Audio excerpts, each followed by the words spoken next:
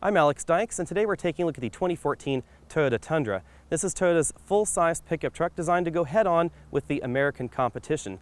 Now, the 2007 model of Tundra was introduced to do that same thing, that same mission, but the styling was a little bit off, and it was introduced at exactly the wrong moment. If you recall, in 2008, the whole market imploded, truck sales went down the toilet, and Toyota has responded for 2014 with this new, more aggressive-looking Tundra, some tweaked features all the way around, hoping to ride this next wave of increased truck sales that we're experiencing right now. Let's walk around, let's dive under the hood, dive into the bed, and take a look. Toyota is sticking to the meat of the full-size truck market with the Tundra. So this is a half-ton pickup truck competing with the 1500 series trucks from Ram, General Motors, and Ford. We have 3 different cab configurations. There is a 2-door version that's available only in that base model Tundra. We have 2 different 4-door versions. One gets a little bit longer than the other. And of course, we have 2 different bed lengths out here in the back. Unlike that old Toyota T100 pickup truck, which we haven't seen in some time, Toyota's pickup truck is a full-size machine. So that means it's almost exactly the same size as the big 3 competitors' full-size pickup trucks. 2014 brings all new sheet metal to the Tundra, especially up front. You'll notice this hood is an awful lot higher than the last generation Tundra. It makes the Tundra look bigger, even though it hasn't really increased in size. Now, that old Tundra, as I said, was about the same size as the American competition, but because of the shapes going on in the front, it really didn't look quite as big. For 2014, they've addressed that with much more aggressive headlamps and this absolutely enormous grille. Now, there are 5 different trim levels of the Tundra for 2014. There's the base SR model, there's the SR5, the Limited, the Platinum, and the 1794. That 1794 is relating to the date that the ranch was established on the location in Texas where the Tundra is being manufactured. Hopefully I got that right. Now, the grille changes based on the model, and in your Limited model, you get this particular arrangement here with this matte several bar theme going on here on the front. I think it's a little bit large and just a little bit imposing, but then again, so is the front on pretty much everybody else's pickup truck. This front is incredibly flat. That is one thing you'll notice about the Tundra, is that this front bumper doesn't really stick out that much further than the grille. Since we're in a Limited, we have the optional LED daytime running lamps integrated into these headlamp modules. We also get parking sensors up front integrated into the chrome section of this front bumper.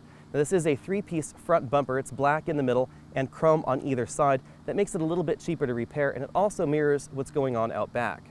As with any pickup truck, there are a wide variety of tire and wheel options. We have the 20-inch wheels on our Limited here, wrapped in 275/55 R20 rubber.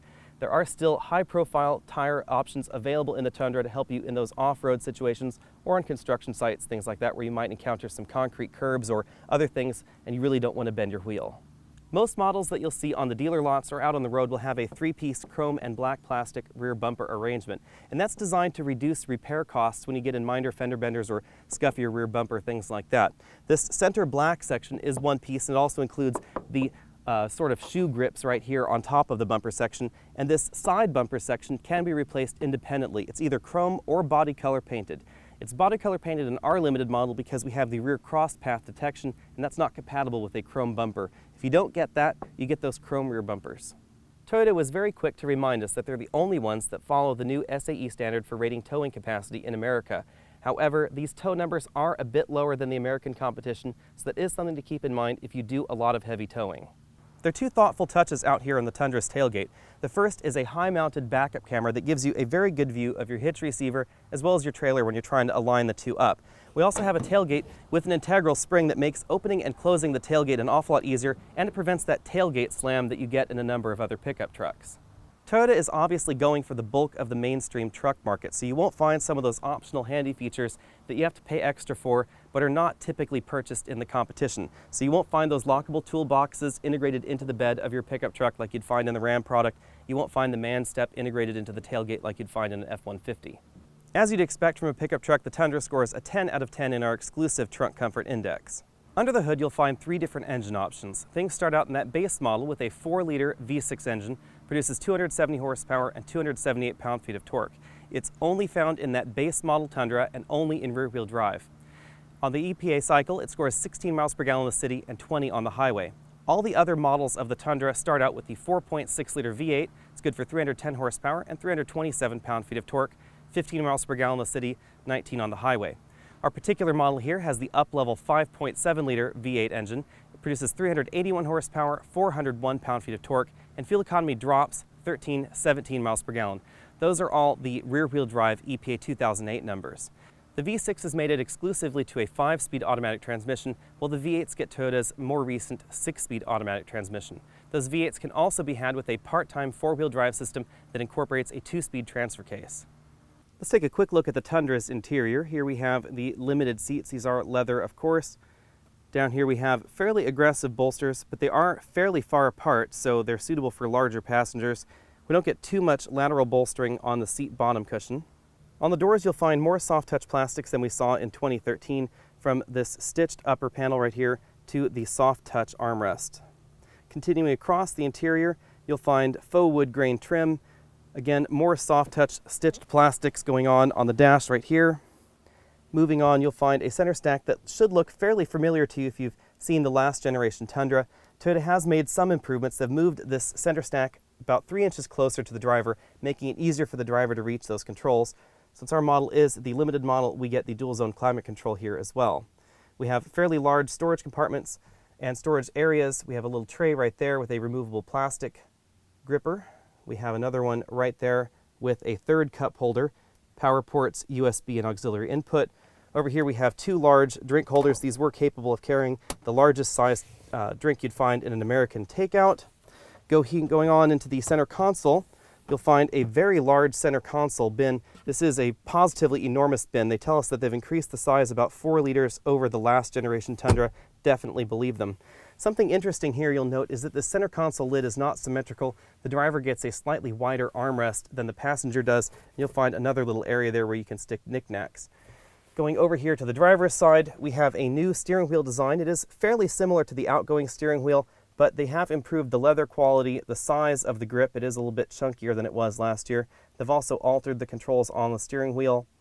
And here in the gauge cluster, we have lost a dial, so we no longer have the transmission temperature sensor there. Instead, they've integrated the transmission temperature sensor into the warning lights. So there's no separate readout for the transmission. There's just a warning light to tell you that it's a little bit too hot. We have a full color LCD there in the center of those gauges as well. You won't find an integrated trailer brake controller like you'll find in the American models. However, Toyota has seemingly found a spot to jam a trailer brake controller right there inside the dash. Not sure if they're going to provide instructions on how to do that aftermarket or not. One area the Tundra seems to come up a little bit short compared to the competition is in the glove box. This is not a terribly large or terribly deep glove box. You can see that's as far back as that goes. We have this 2-level tier here, so you can store your instruction manuals for your truck down there on the lower tier, and then have a little bit of space left over for your other knickknacks. Front seat comfort in the Tundra is very good, regardless of which trim model you get. Even the base SR model gets a multi-way power driver seat and a tilt telescoping steering wheel with a decent range of motion. That front passenger isn't going to be quite as lucky because the front passenger seat is manual only in all models of the Tundra, and it only moves in 4 different ways. It moves forward, backward, and the seat back reclines. In terms of seat bolstering, these seat bolsters are fairly aggressive, but they're also fairly far apart. So I'm about 190 pounds or so, slightly overweight, as you'd expect the average American to be, and my side is touching one bolster, but my other side is about 3 inches away from the bolster. So in order to be comfortable or be gripped into the seat, you may need to either be a larger person or find smaller seats. There are 2 different cabs offered for 2014, and we're in the larger of those 2. Regardless of which you get, rear seat comfort is very good, and the seats are exactly the same. All that really changes is the legroom, and that's epic in this large version that we're in right now. This front seat's adjusted for me at 6 feet tall, and I have about a foot between this seat back, which has a decent amount of give, as you can see, and my knees in the back. That somewhat makes up for the fact that this rear seat bottom cushion is a little bit closer to the floor than I'd like as an adult. It's probably okay for children, however. There's not much of a hump right here in the middle, which means that rear passengers in the middle will have a much happier time than they would in certain other trucks in the segment. There's a decent amount of room back here because the Tundra is a very wide pickup truck. We have these rear air vents and a power port here. If we scoot all the way over, you can see we have a fairly large center armrest with 2 cup holders. For 2014, Toyota has changed the way the rear seats operate. In the 2013 model, these seat backs folded forward, and in 2014, these seat bottoms fold up, allowing you to supposedly put larger items in the door right there in the back. All Tundra models come standard with Toyota's latest 2nd generation EnTune system. Things start out with a 6-inch touchscreen system that operates very similarly to this 7-inch touchscreen that we're looking at here. The system is defined by having some physical buttons here, but most things are operated via this touchscreen. We have a home button which takes us back to this default home screen. Varies, of course, if you have navigation in your particular model. Apps takes us to our smartphone apps as well as EnTune apps, and navigation is one of those EnTune apps. So you won't see a direct app button there for the navigation system. Over here on the audio button, we can select our audio source. This is where the map card is kept. It's a secure digital micro card in this second generation system. And we have seek up and down buttons, the tune and scroll dial right here, and of course our volume and power button over here. This system is very snappy, just like the first generation EnTune system, and Toyota's gone ahead and added a few additional features that weren't there in that first system. Most notably is, of course, that home screen. You can select and hold to add contacts, and you can make them your little shortcut buttons there for your phone interface. If the audio system was on, it would give you information right there about that audio source. We do have XM radio available in certain models of the EnTune system. You can also get HD radio. That's an upgrade. The base 6-inch system is your pretty basic iPod interface with visual guide for that iPod. Voice commands, of course, for the iPod as well. No smartphone app integration in that base system, but we do get the backup camera as standard in all models of the Toyota Tundra. The iPod interface in EnTune is very fully featured. It's also fairly snappy. We have full access to our playlists, genres, composers, artists, albums, etc. The interface is fairly speedy because it reads it off your USB or your iDevice in advance and then displays it on the screen. Over back here on the audio screen, you'll also notice we have iHeartRadio. We also have Pandora. Screen switches in this system are very fast, very snappy. You do need a smartphone connected to the system with the EnTune app in order to use it. That app is available on Android as well as iPhones. It gives you access to the things like Bing, Pandora, iHeartRadio, MovieTickets.com, OpenTable, etc. If you're back here on this main app screen, you'll see traffic and weather. Those are not provided by the smartphone app. These are now provided by HD radio, so that's a little bit of a change from the last generation where those were provided by XM. There also are going to be some additional apps coming in the future, although Toyota hasn't really said what those will be. Overall, this system ranks very highly in this segment. It's just about as easy to use as Chrysler's Uconnect. It's more reliable than my Ford Touch. I think that I like the current generation GM system just a little bit better, although the voice commands in this Toyota EnTune system have taken things to another level. In addition to full voice commands of your iDevice, as well as most entries in this screen, the system now has the ability to learn your particular vocal qualities. So you can actually go into a voice training section inside this system, read canned phrases off the screen, and the system will gradually learn to anticipate what you're trying to say better. So it'll just become better at recognizing your particular voice, especially if you have an accent or different inflections or something out of the norm that the system is not quite used to. The navigation interface should be very familiar to you if you've used any modern Toyota products. Fairly high resolution, fairly decent graphics, and of course displays on-screen traffic as well. The system is very easy to use. Destination entry can be done either via the voice commands or via this little button on the screen. Entering an address into the system is fairly easy. We'll do one here for you just so you can see.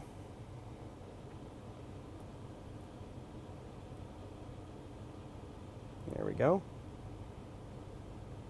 All this data is flash-based, so it's fairly snappy on the response time. There we go.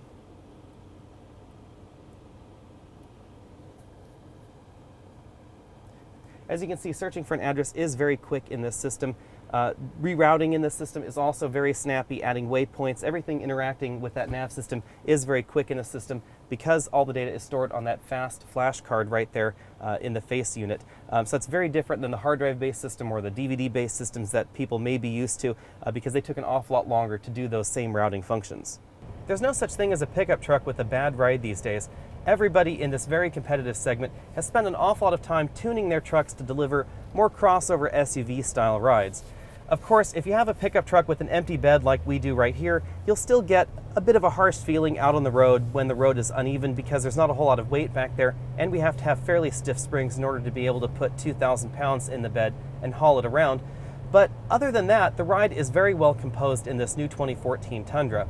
The steering is still a little bit numb, but that's pretty much to be expected with electric power steering anyway. With nearly 400 horsepower on tap, the 5.7-liter V8 engine under the hood of the Tundra is pretty easy to tow with, honestly. We haven't had a chance to test performance in this vehicle because we are at a launch event, so we really haven't had a whole lot of time in this car Be sure and check back for a full review video when we get our hands on one of these for a week and we can run it through our normal array of tests. And we'll also compare it back to back with some of the other competition at that time. Right now I can tell you that the 6-speed automatic transmission has a very good shift feel to it. The 5-speed automatic transmission we were not able to test, however, but we've been told that there are no major changes for 2014, so you should expect it to shift just like that old 2013 5-speed with the V6. That 5-speed and V6 combination is not the best combination out on the market. It feels a little bit underpowered when you're towing around a truck that's nearly 5,000 pounds or so you shouldn't expect stellar performance out of that V6 engine. Everything about the Tundra out on the road feels very mainstream, very much like those big three American competitors. The Tundra feels very large. There's a very high hood to it now, just like the American competition. Everything feels very solid and very large when you're driving it on the road. We have about the same size turning radius as the American competition, very similar braking and acceleration distances to the competition. We haven't seen what Chrysler's new 8-speed automatic transmission will do for them in the 2013 pickup truck, but stay tuned for that very soon because we'll be getting our hands on that in about a month. If off-roading is more your thing, Toyota tells us that the Tundra will be available with Bilstein Dampers in an off-road package. You'll also be able to get a TRD package aftermarket that adds a supercharger to the 5.7-liter V8, bumping horsepower up from just under 400 horsepower to right around 500 horsepower. That should make this one of the faster pickup trucks on the market. With the 2014 Tundra, Toyota has definitely created their first mainstream full-size pickup truck. Everything about this new Tundra is very mainstream, from the towing capacity to the payload capacity, the engine and transmission options, the interior options, the cab options that are available in this vehicle as well. But nothing about that is class-leading or class-blowing in any way. Other than Toyota's reliability and dependability reputation, this vehicle doesn't get the best fuel economy. It doesn't have the best towing capacity. It doesn't have the best payload capacity. It doesn't have the most powerful engine options either. If, however, you're in that bulk of this full-size truck buying segment, that really probably doesn't matter that much because most people won't be towing over a 10,000-pound trailer. Most people are going to be getting the V8 options. They're going to get about 15 miles per gallon anyway. I do buy into that section of Toyota's purchasing argument when it comes to the Toyota Tundra. So if you're the average truck buyer, easily more than 50% of this segment. Toyota only commands about 10% of the segment now, so if you're considering those American pickup trucks, then you should definitely put the Tundra on your list. However, if you're looking for the truck with the best fuel economy or the best payload capacity or the best towing capacity or the most powerful engine or the most interior gadgets or other features, then you're going to have to look somewhere else. Thanks for taking the time to watch this video. Again, I'm Alex Dykes, and this has been a 2014 Toyota Tundra full-size pickup truck. Be sure and click that subscribe banner on the bottom of your screen so you can be updated on all of our latest videos. And be sure and check back with us in about a month because we'll be getting our hands on the full-size Dodge Ram 1500 pickup truck with the brand new 8-speed automatic transmission and the new small diesel engine in about a month or so. So be sure and click that subscribe button and you'll be told about that video when it comes out.